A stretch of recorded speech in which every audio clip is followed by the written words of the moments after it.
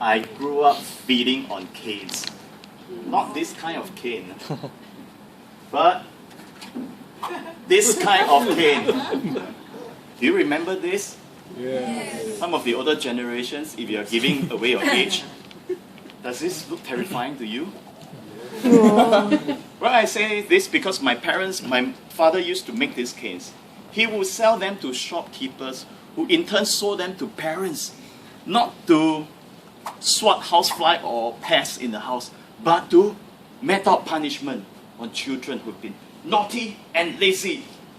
And guess what? This sells very well. Just like N95 during the SARS period, this sells very well during exams time. My parents were very stern. They were not only good in making this, but in using them as well. After all, they needed to test the quality of the product. When I was young, I always wanted to be like Jack Lee. So what I did was that I always got into fights with the neighborhood children. But somehow, my parents did not quite understand my career ambitions. And for the same reason, they have also found the perfect target for the quality test. Me! Every time when I got into trouble, my mother would pick up one cane, and sometimes 2 canes, and 3 canes at the same time. Just like those blades coming out from Wolverine. And they will come after me. And then I will see the real Kung Fu master, Sifu, coming after me, and they will unleash the strokes on me. And in no time, I will have tattoos all over my body, free of charge. On my thigh, on my calves, on my shoulder, on my arms, on my forearms, and even on my palms. Now, my parents were very precise in the execution. Maybe they worked as prison officers before. They usually don't miss.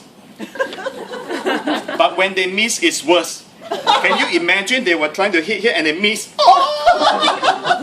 And I became like Bruce Lee. They were able to make those marks look so visible on my body.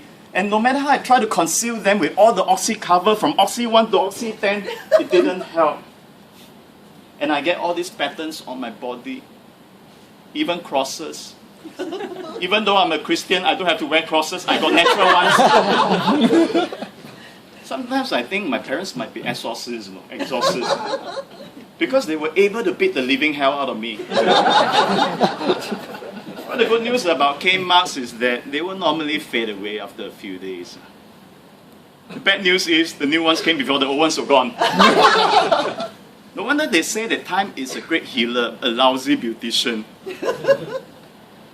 I tried to throw away all the canes, but they just keep appearing.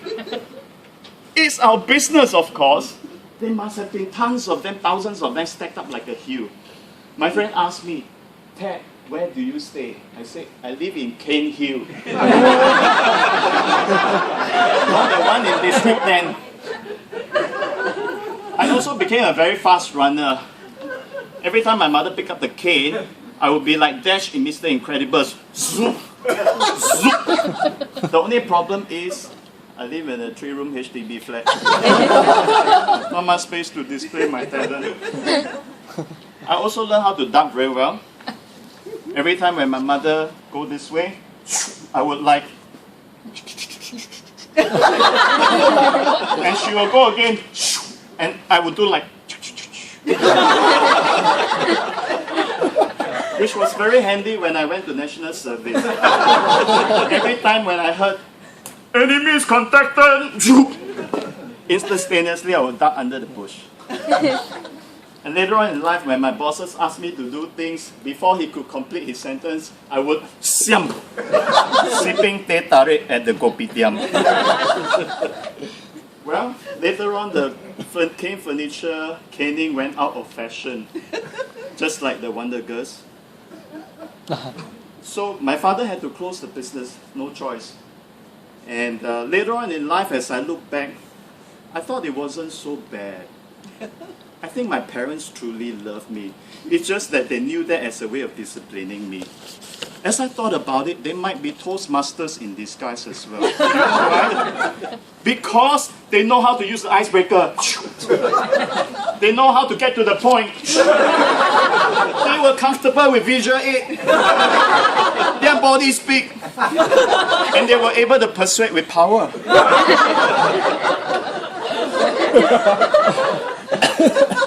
I think being cane made me more resilient. And I can take pain much better. And sometimes I even miss the feeling of being caned. Don't get me wrong, I'm not the type that would tell my wife, darling, cane, spank me.